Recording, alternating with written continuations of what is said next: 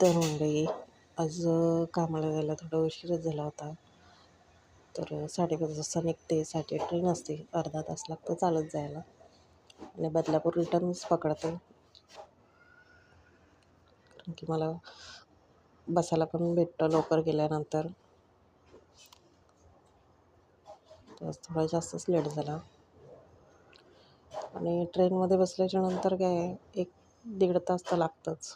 6ची train आहे. 7:30ला दादरला उतरते आणि ही CST आहे आणि मग तिथून दुसऱ्या साईडला जाणं, बोरिवली गाडी पकडून परत बँड्राला उतरायला लागतं. त्यामध्ये खूप धावपळ होते. दादर स्टेशनला ह्या टायमाला सुद्धा गर्दी असते कारण की काही घरी जाणारे असतात.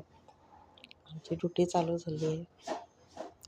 तर आता मी दादर स्टेशनवरनं बोरिवली ट्रेन पकडायला फुल मार्केटचा जो बाजार असतो तिथे तर खूपच गर्दी असते.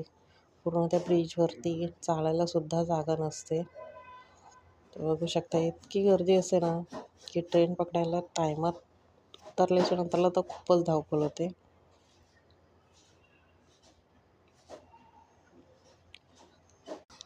त्यानंतर घाईघाईमध्ये ट्रेन पकडायची धावत आणि बँड्राला उतरायचं. 20 मिनटं लागतात मला कामात चालत जायला.